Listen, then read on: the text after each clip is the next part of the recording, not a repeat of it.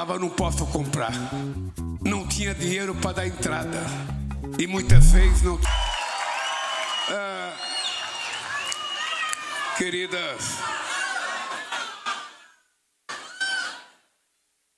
Queridas companheiras e queridos companheiros, eu cumprimentando o prefeito JHC e o governador Paulo Dantas, eu quero que todos que estão aqui se sintam cumprimentados.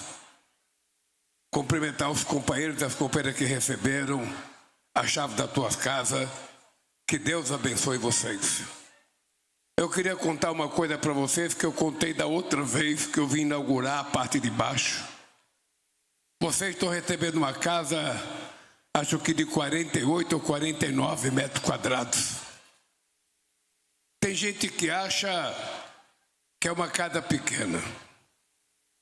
Eu, em 1976, comprei minha primeira casa própria. 33 metros quadrados. E morava eu, minha mulher, 3 filhos, minha sogra e 2 cachorros. Em 33 metros quadrados. Era bem menor do que a gente está entregando hoje, que eu ainda acho pequena. Nós temos que melhorar. E por que nós temos que melhorar?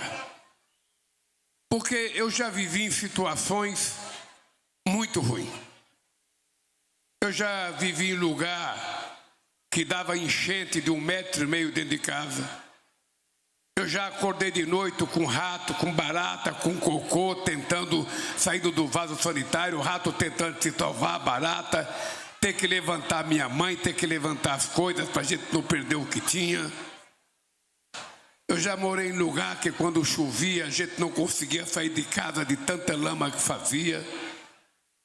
E tudo isso me fez compreender a necessidade de garantir que o povo mais humilde do país tenha acesso a uma casa. Eu, quando casei em 1969, eu fui morar numa casa que era um quarto e cozinha. Eu pagava R$100, o equivalente a R$100 de aluguel. Era o dinheiro mais mal amaldiçoado que eu via na vida, porque era um dinheiro que eu pagava e que não tinha nenhum patrimônio meu. Eu pagava e não via mais. E quando o dono pedia a casa, a gente tinha que sair correndo para procurar outra casa. E eu sei como é que uma mãe vive quando tem os filhos que tem que mudar todo ano porque tem que entregar a casa. A molecada muitas vezes tem que trocar de escola. A molecada não consegue fazer relação de amizade porque muda todo ano. As mulheres e os maridos também não conseguem fazer muita amizade. E cada vez que a gente vai procurar aluguel, se é um pouquinho melhor é mais caro, se é um pouquinho pior é mais barato. Então eu tenho noção, a noção exata do que significa uma casa própria para uma pessoa pobre nesse país. Quantos anos na minha vida eu passava na rua, via a placa de casa vende-se, e às vezes eu parava para perguntar o preço, eu falava, não posso comprar. Não tinha dinheiro para dar entrada. E muitas vezes não tinha dinheiro para pagar a prestação. Então, quando eu comprei a minha primeira casa, mesmo sendo muito pequena, para mim, era o ninho que eu tinha construído para a minha família. Ali eu iria construir, sabe, a minha família, iria construir a minha vida, iria criar os meus filhos. Por isso que a casa própria, para mim, tem muita importância. Cada pessoa dessa que recebeu a chave da sua casa, ele hoje tem um patrimônio que ele tem que cuidar. E na maioria das vezes a gente dá a chave para a mulher. Por que para a mulher? Porque a mulher, ela nos dá mais garantia de que ela não vai abandonar a família e de que ela não vai vender a sua casa, porque ela precisa cuidar dos seus filhos e dos seus netos. possivelmente sejamos o único país do mundo em que a gente dá preferência para a mulher na entrega da chave, a gente dá preferência para a mulher no pagamento das políticas sociais, para que a gente garanta que a mulher não seja espoliada muitas vezes por um marido, sabe, que não cuida da família com a decência que tem que cuidar. Por isso eu fico muito orgulhoso cada vez que eu entrego a chave de uma casa. Eu tenho certeza que o Minha Casa Minha Vida é o maior programa habitacional já feito nesse país. Nunca, em nenhum momento da história do país, foi feito um programa habitacional que chegasse em tão pouco tempo a construir quase 10 milhões de casas para o povo pobre. E nós sabemos que temos que construir muito mais, porque cada vez que a gente para de construir, aumenta o número de pessoas e aumenta a quantidade de pessoas sem casa nesse país. E eu tenho um compromisso de que a gente vai chegar um dia a zerar o déficit habitacional, porque todo e qualquer brasileiro vai ter o seu ninho para cuidar, sabe, da sua família. Para mim é uma coisa sagrada. E nós estamos melhorando. Nós criamos o Minha Casa Minha Vida entidades. Nós estamos financiando para que as entidades que cuidam dos trabalhadores que não têm casa, dos movimentos como o Bolo participava e tanto de vocês, as entidades estão fazendo casa melhor e muitas vezes com o mesmo preço das empresas que fabricam as casas. Eu agora fui inaugurar 1.300 casas no Rio Grande do Sul. Não foi o povo que foi para longe da cidade. O conjunto que eu fui inaugurar, Paulo Dantas, tem uma universidade a 5 quilômetros do conjunto. Tem uma UPA a 300 quilômetros. Tem uma rodoviária a 1.500 metros. E tem um hospital a 3.000 metros de distância do conjunto habitacional. Ou seja, não foi o povo que foi tocado para longe da cidade. O povo foi para o centro da cidade. E o que aconteceu? Nessas casas tem até churrascaria, tem até churrasqueira. Ou seja, nós agora estamos exigindo que todos os conjuntos tenham uma biblioteca. Nós estamos agora daqui para frente exigindo que todos os prédios tenham uma varandinha, para que a gente dê o mínimo de dignidade e respeito ao povo. Não custa muito caro, porque cuidar do povo pobre, embora pareça muito dinheiro, é a coisa mais fácil que a gente pode fazer e é o dinheiro mais bem investido que a gente pode fazer. Por isso eu estou orgulhoso. Eu assumi da outra vez que eu vim na parte de baixo, de que eu viria inaugurar essa outra parte do conjunto. E cá estamos nós para dizer: missão cumprida. Obrigado, meu querido Carlos da Caixa Econômica, meu querido Jader, meu governador e meu prefeito. É assim que a gente trata o bem público e é assim que a gente governa. A palavra governar não deveria existir. A palavra correta seria cuidador. Eu sou eleito governador, prefeito e presidente, não para governar, mas para cuidar do povo que mais precisa neste país. Por isso eu tenho orgulho do momento que a gente está vivendo. Eu não sei, prefeito e governador, se vocês sabem que nós estamos terminando o 3º ano de mandato com a menor inflação acumulada em 4 anos da história do Brasil. Eu não sei se vocês sabem que nós estamos terminando o 3º ano de mandato com o menor desemprego da história do Brasil. Eu não sei se vocês sabem que nós estamos terminando o 3º ano com 103 milhões de trabalhadores registrados trabalhando nesse país. Eu não sei se vocês sabem que nós temos a melhor distribuição da massa salarial da história do país. Eu não sei se vocês sabem que nós estamos terminando o 3º ano com o maior fluxo de exportação da história do país, 628 bilhões de dólares. Pois bem, nós agora estamos transformando esse ano no ano da verdade. Nós tivemos 2 anos de reconstrução, porque nós encontramos esse país desmantelado, porque esse país era como se fosse uma casa alugada para quem não prestava, tá? Que fez tudo que não prestava. A única coisa que ele sabia fazer era mentir. Mentir e mentir através das redes digitais, que vocês chamam de rede social, que de social tem muita pouca coisa. É rede digital, contando mentira 24 horas por dia. Nós então resolvemos reconstruir o Brasil, resolvemos preparar a terra, plantar, semear, aguar e agora estamos colhendo. E esse ano nós vamos fazer o ano da comparação. Presta atenção. Nós vamos comparar cada coisa que nós fizemos nesses 3 anos com o governo Temer e o governo Bolsonaro. Junto é quase 8 anos de governo. Nós vamos comparar quem cuidou mais das estradas nesse país e quem fez mais estrada. Nós vamos cuidar quem fez mais saúde nesse país, quem fez mais operação. Só para vocês terem ideia, quando nós chegamos, o Mais Médico tinha apenas 12 mil médicos. Nós já estamos com 28 mil médicos espalhados pelos quase 5.700 municípios desse país. Nós vamos comparar quem fez mais universidades, nós vamos comparar quem fez mais institutos federais, nós vamos comparar quem colocou mais estudantes na universidade, nós vamos comparar quem investiu mais no ensino fundamental, quem fez mais escola de tempo integral, quem legalizou mais quilombo nesse país, quem legalizou mais terras indígenas nesse país. Cada coisa nós vamos comparar, para que vocês possam decidir na hora que vocês tiverem que escolher alguém para cuidar de vocês. Porque o ideal seria vocês escolherem pessoas para cuidar de vocês. Pessoas que saibam a vida de vocês. Pessoas que conheçam como é que vocês vivem e o que vocês necessitam.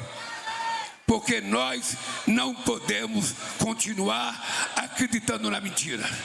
Eu digo sempre uma coisa,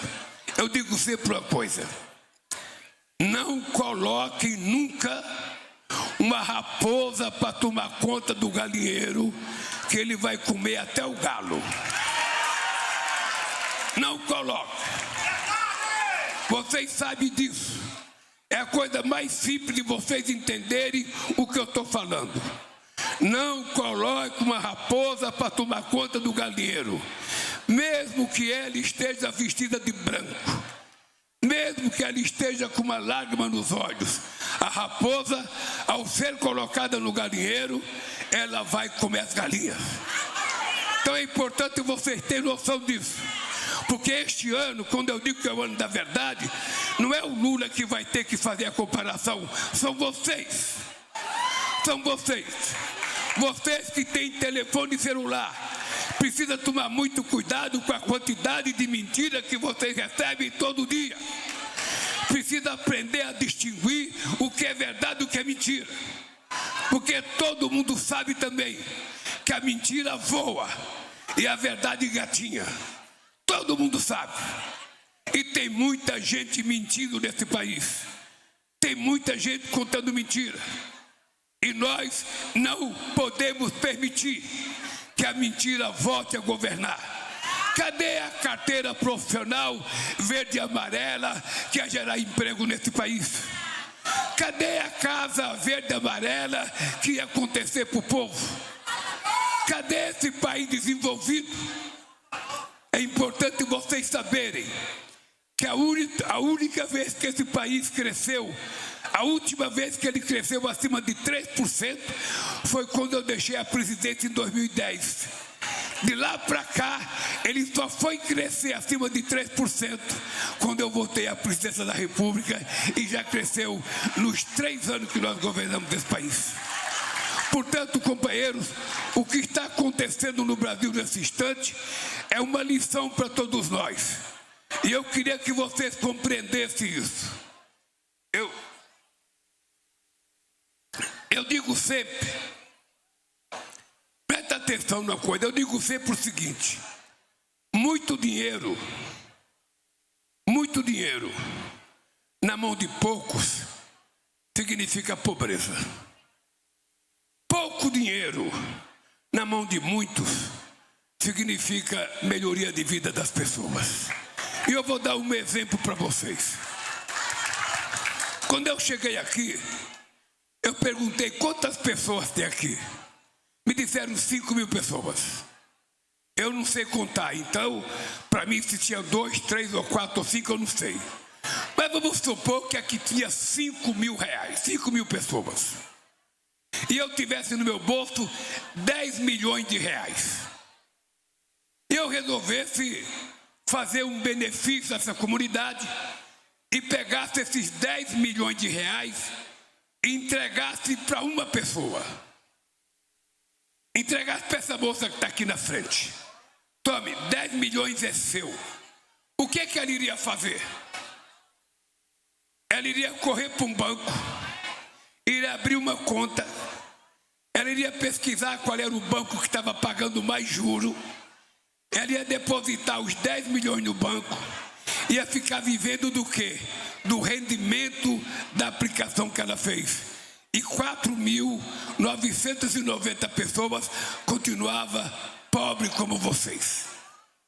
Agora imagina se eu pego esses 10 milhões, ao invés de dar para uma pessoa só, eu distribuísse 2.000 reais para cada um de vocês.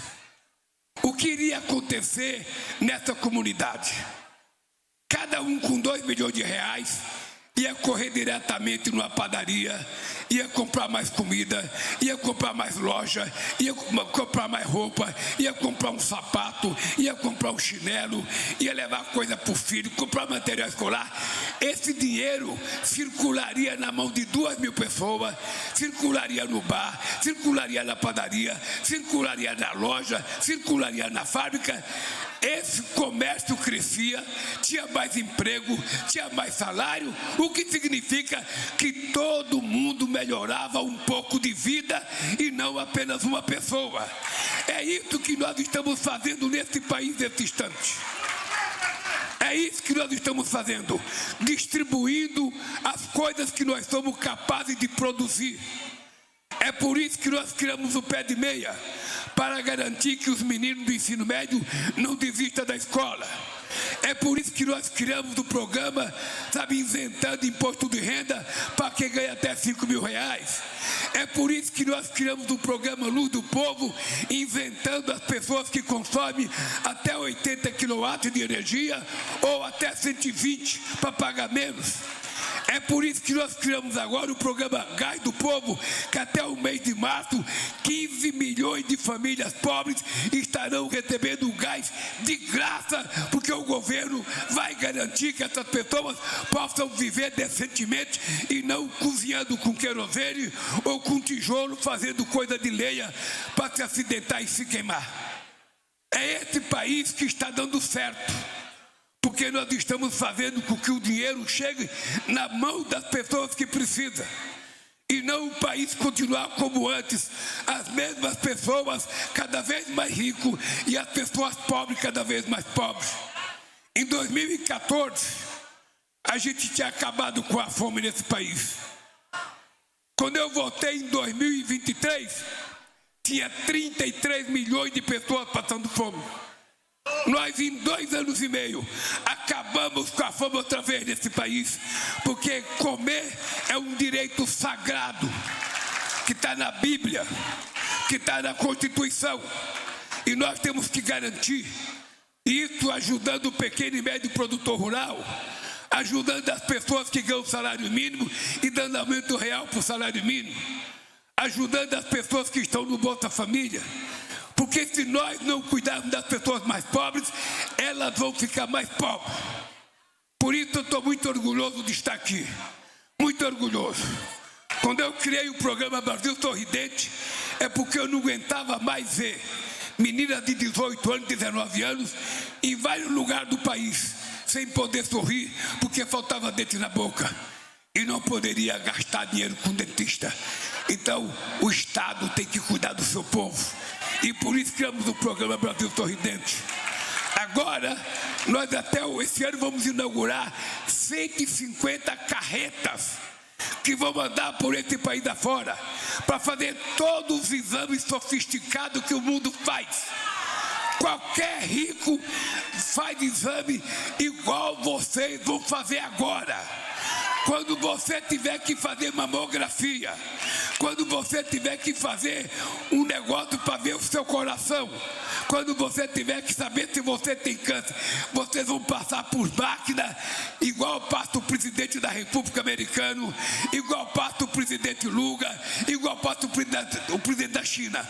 O que nós queremos dizer é o seguinte: vocês vão ser tratados com a decência que o ser humano tem que ser tratado. Porque não é possível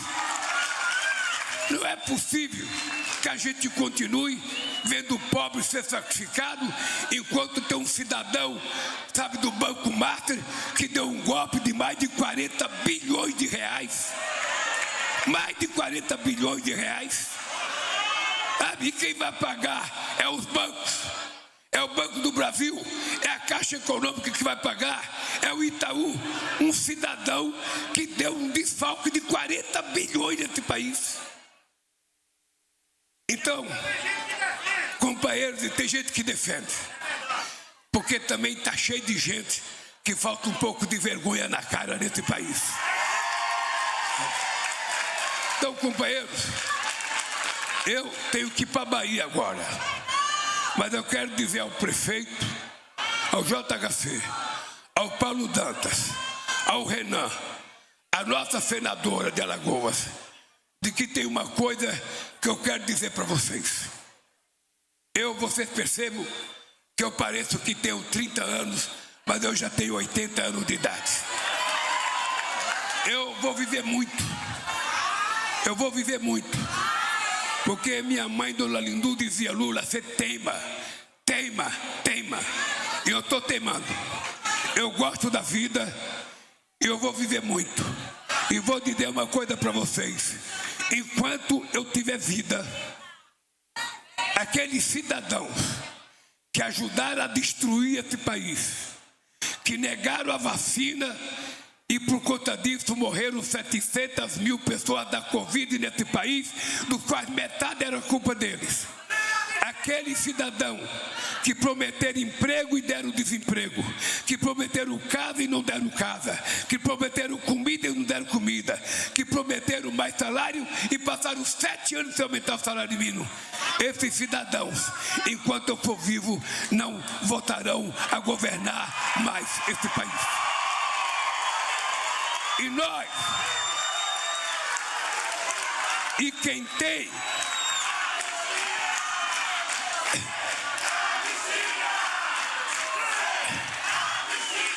este ano, nós vamos para a rua.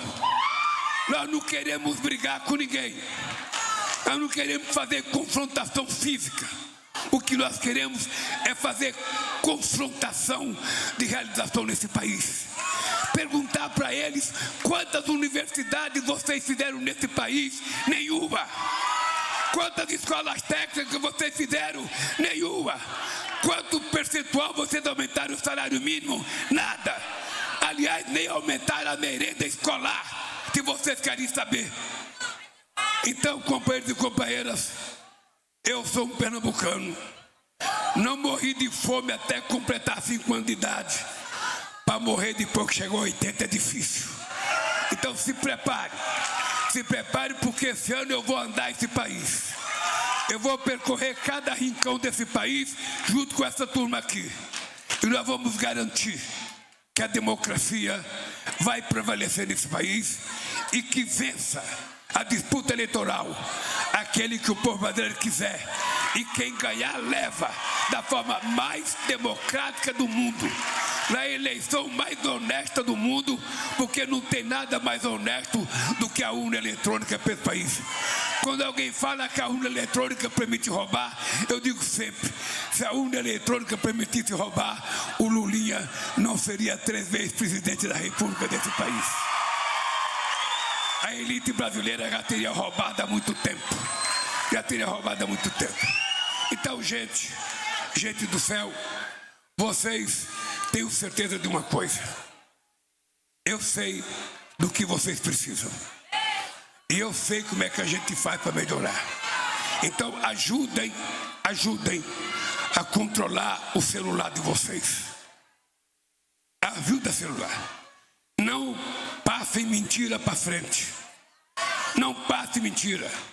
Aprenda a distinguir o que é verdade e mentira. Pega as coisas boas que vocês têm e divulga as coisas boas. As coisas ruins não precisa divulgar para ninguém. Porque esse país precisa acabar com o ódio. E a gente precisa voltar a ter mais fraternidade, a ter mais amor, a ter mais solidariedade, a ser mais amigo dos nossos amigos. É esse mundo que eu quero construir. E sobretudo para as companheiras mulheres. Eu sei que tem aumentado a violência contra as mulheres. Tem aumentado a morte das mulheres. E eu quero aqui dizer para os homens. Somos nós homens que temos que ter coragem e dignidade de assumir a defesa da luta contra a violência contra as mulheres. Porque quem é violento somos nós. Você não tem histórico de mulher batendo no marido. Você não tem histórico de mulher matando o marido. Mas todo dia aparece homem querendo matar a mulher, querendo matar a namorada. E eu quero dizer que isso é uma falta de respeito e dignidade. Se a gente não está bem dentro de casa, a gente não briga. A gente resolve isso, sabe, levando em conta que a gente tem filho. Se a gente briga dentro de casa, a gente sabe que o filho está ouvindo aquela briga. E isso pode formar a cabeça do nosso filho ou da nossa filha. Então eu queria pedir para os homens, quando você estiver raivoso, quando você estiver nervoso, ao invés de descontar na sua mulher das crianças, abra a porta, saia, vá para o quintal, conta até Deus, fala um pouquinho com Deus e volte para casa para cuidar da sua família e não para bater na sua família ou ficar nervoso com a sua família. Um abraço, que Deus nos abençoe e até outro dia, se Deus quiser.